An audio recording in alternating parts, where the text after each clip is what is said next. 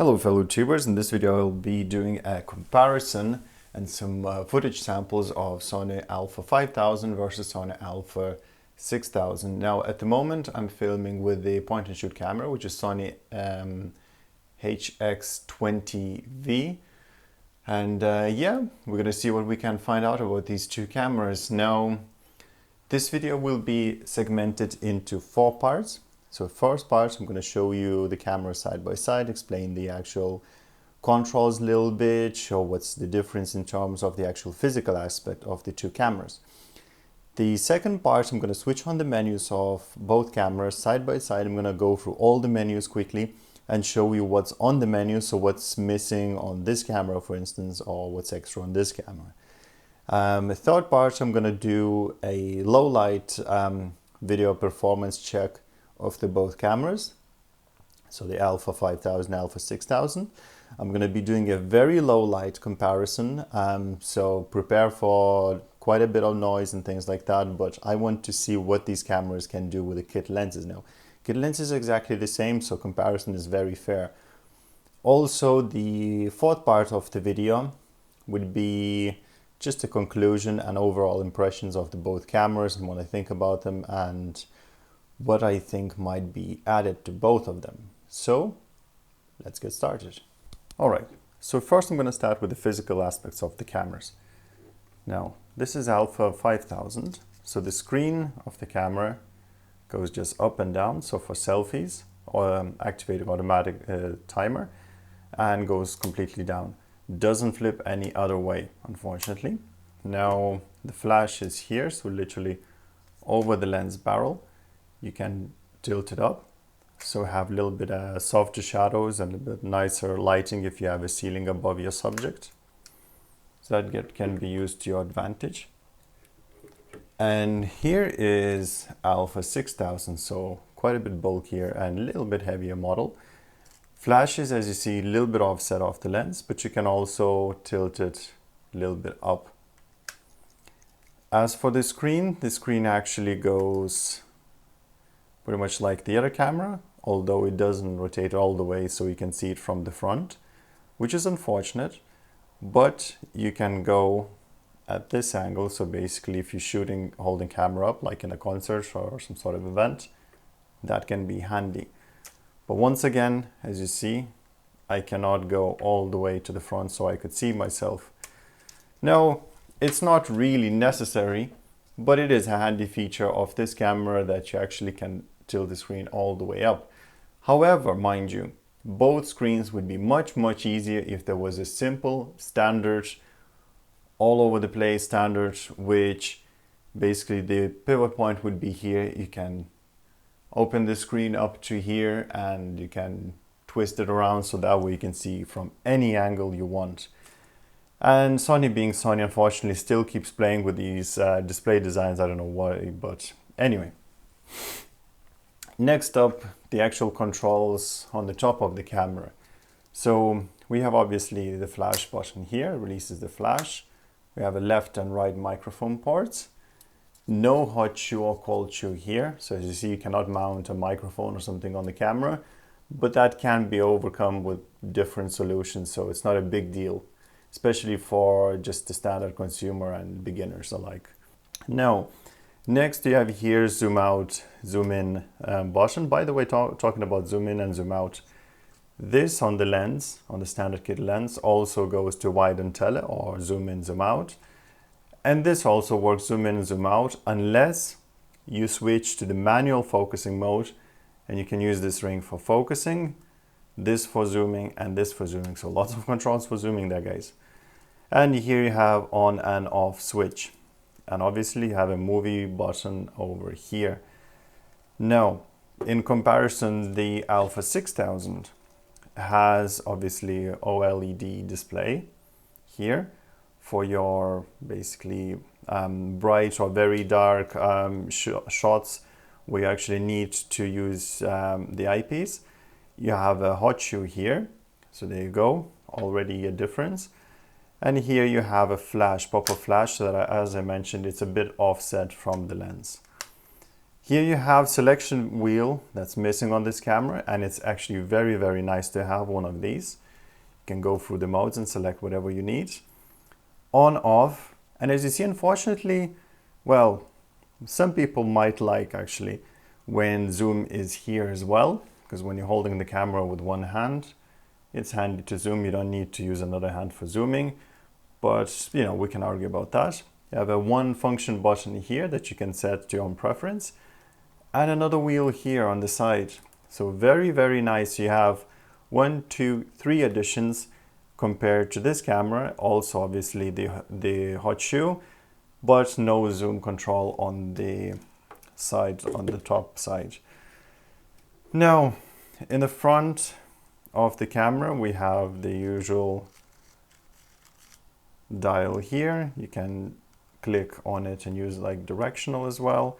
Have a play button, a question mark button, so basically shows you the menu options, and or you can bin the items, photos or videos. Menu button here, and that's pretty much it. And a little small grip, so when you're holding the camera like this, it just gives you a little bit better grip.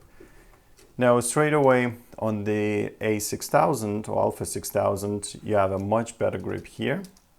On the front, we have little dial here to adjust the basically, I suppose, the focus of this little screen, the IP screen. We have the flash button here, menu, another button here, function button, play button, same dial as on the Alpha 5000, directional buttons, and obviously the display that goes all the way like that and goes all the way like that. And that's about it. Now, the one thing about the help button, on the Alpha 5000 I mentioned that the help button is over here, but on the Alpha 6000, although it's not shown, this works as a help button. So both cameras have a help button, except this one decided just to show a little bit of help symbol to make it easier for some consumers. Now, one thing before I forgot, the movie button. Movie button is placed here on this camera and here on the side on this camera. It's very inconvenient in both cases. It's great if you have a great lighting and you can see the movie button, but if you are at the event or something like that and you don't have any light from the back, when you actually move your finger over it, it's not that obvious way it is, because there's all sorts of edges and everything, and you can't really point out where it is. Now, if you're using your camera every day, a couple hours a day, obviously you will remember and you'll spot it, no problem. But since it's just a consumer camera, it won't be used all that often, and well, not a consumer, sorry, beginner's camera. It won't be used all that often, and you will be forgetting where the heck is that button, and that's not really convenient. I would like to have, once you switch to movie mode, this is dedicated movie. Once in the photo mode, fair enough, use the movie button for movies, this for photos, and that will eliminate all the issues. But Sony decided to go another way. Here is exactly the same. The movie button is here. Now you can all obviously remember where it is, but it's recessed and it's not really handy at all. So that's that. On the right side, on both cameras, we have an NFC connection, so they're both compatible. On the bottom, now we obviously go in the right order. So on the Alpha 5000, the tripod mount is right in the middle of the lens barrel on the camera body, obviously. Same on the Alpha 6000, and both have battery compartments here. And that's where the difference starts a little bit. On the, by the way, I noticed the battery compartment of Alpha 6000 is not that easy to open. I don't know why. So on the Alpha 5000, we have a battery, and that's it. On the Alpha 6000, we have a battery and SD card. Not a big deal. However, I find it much easier when you have your connections and SD card on the side of the camera. For instance, here we have this plastic flappy button on the Alpha 5000, and I have my micro USB and mini or micro HDMI out, and I have my SD card slot. So it's all very conveniently placed, so when the camera is on the tripod, I don't need to open anything from the bottom or remove the camera from the tripod. Everything is nice and easy.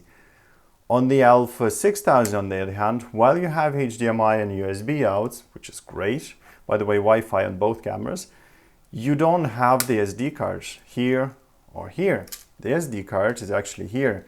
And as I mentioned, the door sometimes is a little bit stuck and doesn't open easily. I don't know why. There's an SD card. Not a big complaint, but could be better. So yeah, the front of the camera. That's all there is. Couple sensors, LEDs here to help you focus in the dark conditions. And here we have just LED to help you focus in the low light. But I presume this one here is for your remote shutters, something like that. So that's that, guys. This is the outside of the cameras. Both have, you know, pretty common buttons for any camera. Both have flashes. One has hot shoe, one doesn't have. One has eyepiece, one doesn't have, things like that. But overall, quite similar and not that much, you know, different to actually pay twice the price for this body. Not yet, anyway. So anyway, next I'm going to show you the actual menus. Right. Finally, I'm going to show you the menus for both cameras. So, to go to the menu, there's a menu button on each camera. So, a5000 and a6000. And we're going to go maybe a bit lower in the shot so you can see what I'm showing to you. Right. So, for the a5000 and a6000, menus are very, very similar. I'm just going to go to the very first menu. And we're going to go through all of them. So as you see here, I have shoot mode, which I don't have on Alpha 6000. The reason for that is because I don't have the mode dial on top. Here I have a mode dial, so that's not required. Next, we have image size, which you can select. I'm going to show you like that. Maybe you can see it better. So that you can select, obviously, depending on what you have chosen. In this case, I have file format as RAW. Now I'm in the video mode, so it's slightly different menu. So what I'm going to do now is I'm going to switch to manual here. Okay. And I'm going to switch to manual here as well. Now, by the way, both cameras have manual video modes, and I'm going to show that to you later. But anyway, here, as you see, we have RAW, RAW and JPEG, Fine and Standard. Here, sorry, we have exactly the same. So, nothing different here. I usually choose RAW, and I use Photoshop or something like that to process these files. So, next we have Panorama, which obviously we don't need here at the moment, because we're not in panorama mode. Then we have file format for the video, AVC HD, and we have same here on this camera. Now here's the difference. This camera can shoot 50i, 50i, 25p and 25p. Unfortunately no 24p for those of you who want to use the cameras for some cinema shots. And as you see, this camera doesn't have 50p, which is a little bit of disappointment, but if you don't need to slow down your video, 25p in most cases is actually fine. 24p edition would be a nice one, but I don't know, maybe that will be later. Drive mode, self timer, as you see, pretty similar here for this one. Drive mode, single shooting or self timer, also the same thing. As you see already, some features are not that easy to reach, but for that reason you have the programmable buttons that you can use to reach these features easier. Flash modes are the same. Flash compensation, red eye reduction, same for both cameras. Then we have focus mode. Focus mode for both cameras is the same. We have single, continuous, DMF. Let's see if that will show. So after focusing with autofocus, you can make 5 adjustments. I'm not going to go through these details, but same for both cameras. Now, when you're in a manual focus, when you're using the lens, and this is for both cameras, sorry, just one second. When you're in a manual focus, that zooms in for your focusing area, and actually this ring is used as focusing ring. Now, back to that. So focus mode, same for both cameras. This is just different selected in the menu. Then we have focus areas. Flexible, center, zone, or wide. In here, flexible, center, zone, and wide. Exactly same thing. AF illumination, AF drive speed, and AF track duration is different for this camera, because as you see here we have AF illumination only, and we don't have AF drive speed and AF track duration. Exposure compensation is present in both cameras. However, exposure step is only in this one. I don't have exposure step, it goes straight to ISO, so that's skipped. ISO, both cameras similar. Now obviously it goes to ridiculous ISO on this camera, while this one finishes up at, I think, ISO 6000 or 12,000, something like that. But you won't need that anyway. Anywhere above ISO 1600, you're gonna see some artifacts in the video, so yeah. Metering mode, multi, center, and spot would be exactly the same for both cameras. White balance would be once again same for both cameras. DRO, auto, HDR, same for both cameras. Creative style, same. Picture effect, same. Next, focus magnifier, and we have zoom here. Not sure what's that about, but obviously some sort of thing that's not shown on this one, not in this menu anyway. Long exposure noise reduction would be the next one. And we don't have that on this, unfortunately. But we have ISO, high ISO noise reduction on both cameras, so that's fine. Lock on AF, smile detection, present on both cameras, soft kin and auto object framing on both cameras. Next, scene selection, I don't actually have here, but that's selected through the very first menu. When you remember, if you remember, I chose between the movie and the manual. So that's how you do this here, so you don't need this menu separate.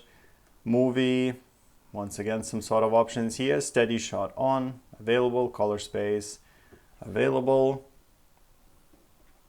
And auto slow shutter. Now this, yeah, this is actually available for both. Audio recording on, wind noise reduction, yes. Shooting tip list,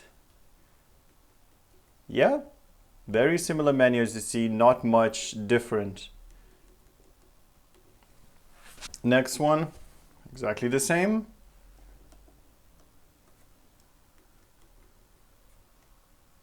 Pretty much the same. Peaking level, peaking color, exposure set guide, live view display, display continuous AF area, missing, pre-AF is on this one. Also on here, zoom setting, release without lens, iStart AF, I think this is for that, so obviously this wouldn't be here. Find a monitor, this is probably for the external HDMI, not on this one. Release without lens, AF with shutter, this one here. E-front curtain shutter is on this one we don't have, we can't choose that unfortunately. Self-portrait timer on, this is when you flip the screen and see if we can switch it off. Yeah, we can switch it off, so no problem there. Some people were complaining about it, so there you go, the solution. Exposure compensation and bracket order, we don't have it in this camera, I think. Let's see. Yep, and we have custom key settings, obviously to set your custom keys. Movie button, always or off, AF micro adjustment and lens compensation. And yeah, pretty much very similar. And here obviously we have more options for buttons to set up, because there's more buttons on this camera. Wireless exactly the same for both cameras. So as you see here, send to smartphone, access point set, things like that. Okay. Next one, application list, would be exactly the same for both cameras. I'm going to skip that. And here we have viewing mode, exactly the same, and settings such as monitor brightness and things like that.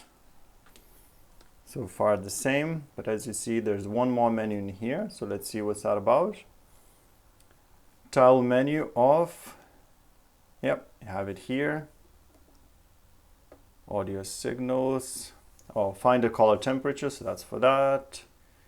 Viewfinder brightness, so that's for that as well. Volume settings, audio signals, volume settings, audio signals. Tile menu delete, yeah, pretty much the same so far. Power save, PAL NSC, yep. Cleaning mode. Yeah, I don't have cleaning mode on that unfortunately, so there you go. Sensor cleaning mode is not available, and cleaning mode performs sensor cleaning. Then we have demo mode, same. Remote control, don't have on this. HDMI resolution, control for HDMI. HDMI info display, not here. That's I suppose for the separate display. USB connection, both cameras obviously. Pretty much the same so far. Area setting, format, exactly the same, and exactly the same. So in terms of menus, as you see guys, pretty similar, nothing very different, but obviously you do have a little bit more here for those of you who are a little bit more in professional use of the camera. So next thing, talking about professional use of the camera, we're gonna do manual control for the video mode, and I'm going to show you the very low light performance for both cameras, increase it in post, and see how much brighter we can get without introducing too much noise. So stay tuned.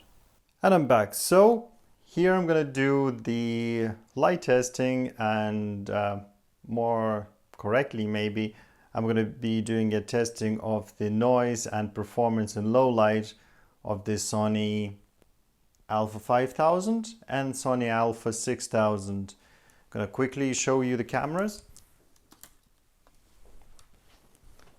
So once again, Alpha 5000 on the left, Alpha 6000 on the right. They're already mounted with the tripod mounts. The reason for that is I'm going to be using exactly the same scene. It's going to be lit up by one candle. It's a low light test after all, guys. And yeah, this is just some rubbish I could find around the house, and we're just gonna see what the camera can do in the very low light performance at the specific settings, about which I'm gonna talk in a second. So obviously when it's everything is lit up nice and well, it's very easy to see, you know, what's happening on the scene, and the noise is very little. However, once you switch off the lights,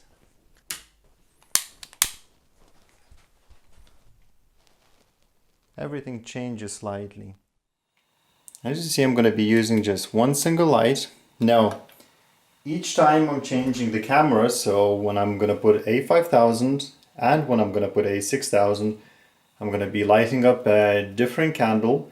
The reason for that is once the candle is new and it's first time you're lighting it up and it's burning for the first couple of minutes, the actual, well, with the exception of maybe this candle, I don't know for what reason, but the actual, anyway, we're just gonna go with this one, and we just I'm just gonna try to make sure that the next two candles perform at their brightest when I'm filming. But basically, as you see, the candle produced light actually does vary a little bit, so take this test with a grain of salt. But it's the easiest test because you can reproduce it at home. Now at the moment when I'm still filming with a point and shoot Sony HX20V, and it's okay in the low light and the general in performance, but it's a point and shoot, small sensor, limited lens, high ISO, so obviously going to be lots of blurring just to hide those artifacts in video. But anyway, next I'm going to put on the Sony a5000 or Alpha 5000, and I'm going to explain to you the settings I'm using, and I'm going to see what's the performance like. So once again guys, no cheating, Sony Alpha 5000.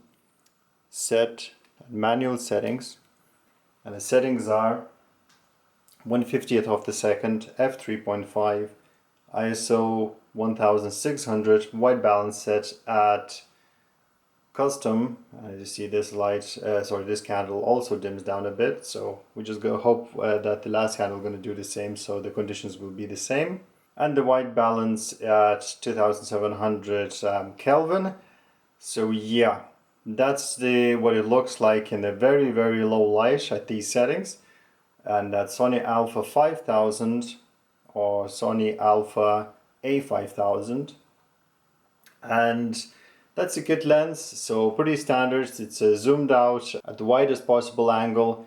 And yeah, and also I'm going to increase it in post, the video in post, so you can see that it's much brighter, much easy to watch video. However, obviously post introduces, well, not really introduces, but increases the noise, that highlights the noise in the video, so you can go only as high. Next we're gonna go with Sony a6000, and I'm gonna do the same, exactly the same scene and exactly the same settings in post to increase the brightness of the scene. And we're gonna see how it looks like, and at the end we're gonna compare side by side. So back to the no effects or no increase at all in post. That's what it looks like at the kind of raw video footage of the Sony Alpha 5000. So next, Alpha 6000. Okay. So, Sony Alpha 6000. Now be careful guys if you're doing exactly same setup at home.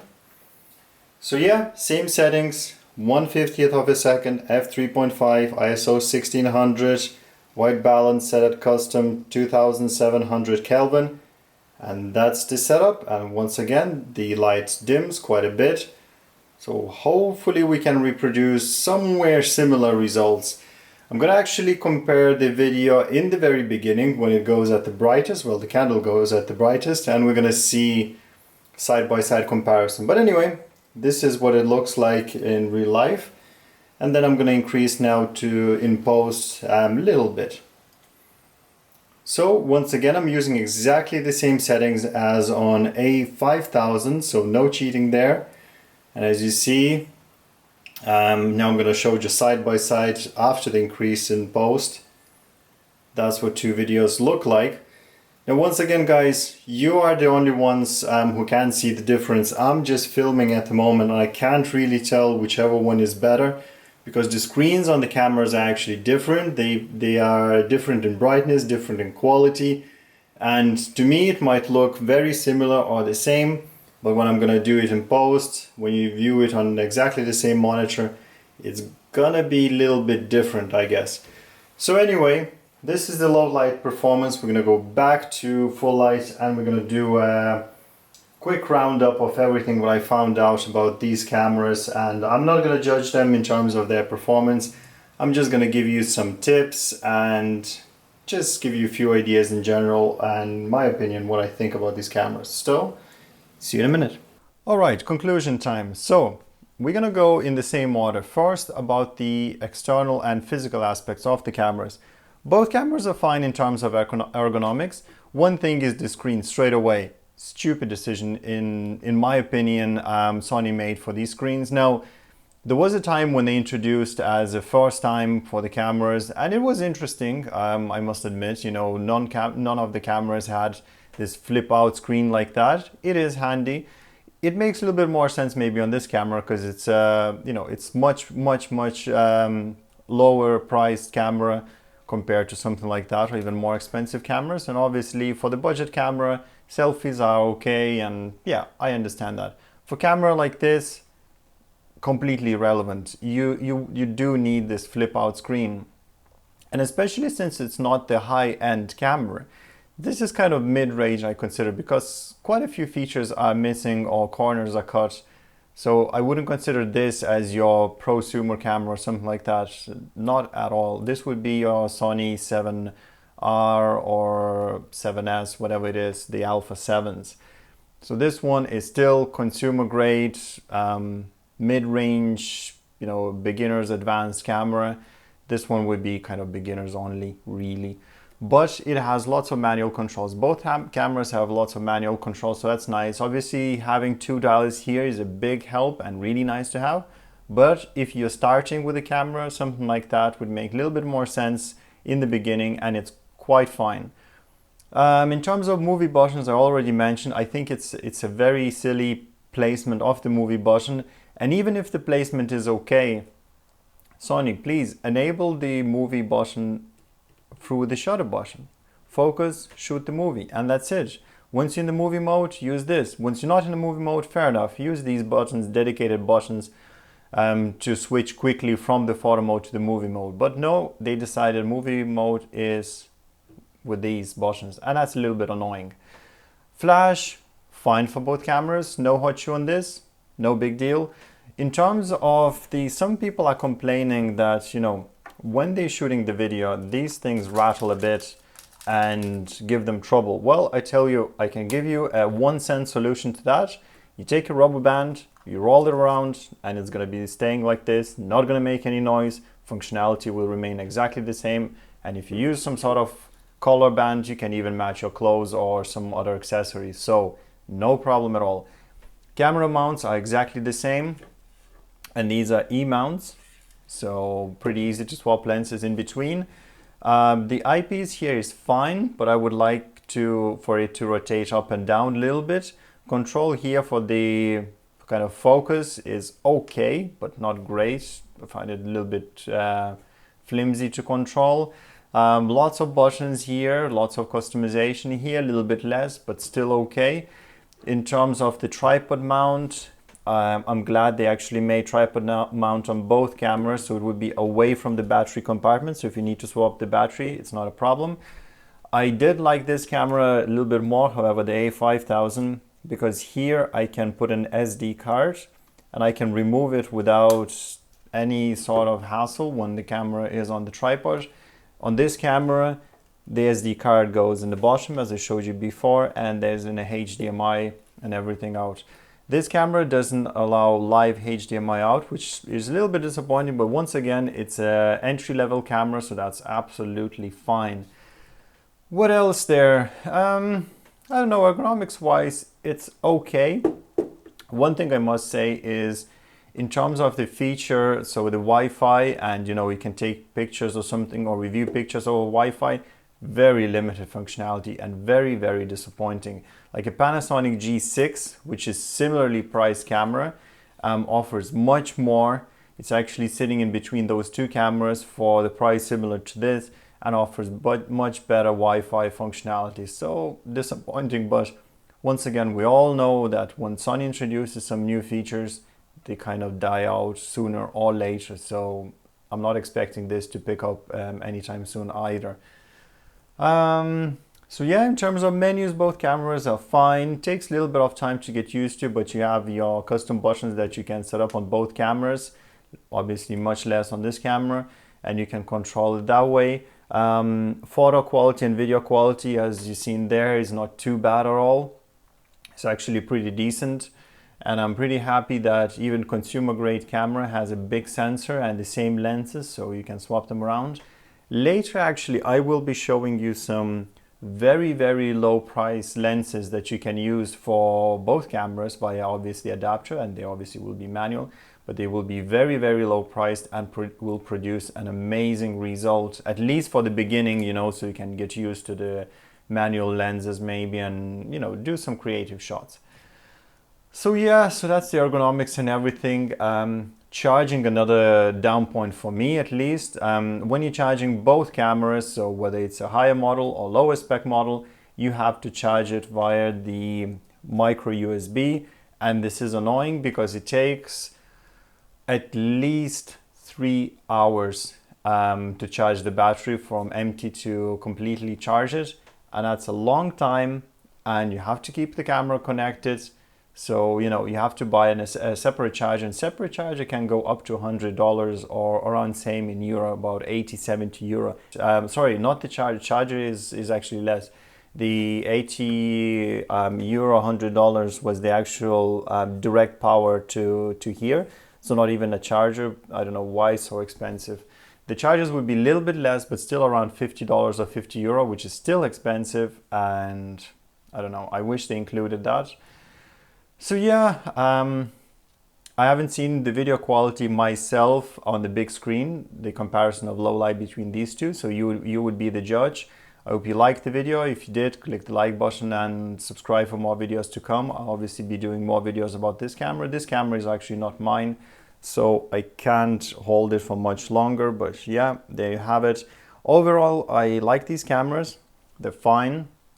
I wouldn't go for this camera. The reason for that is too expensive, and it doesn't really offer any groundbreaking features. Good performance, if you have money, do invest into it. But if you are price conscious, I think this camera is much better until you get around, decide what you need, and go for something a bit smarter.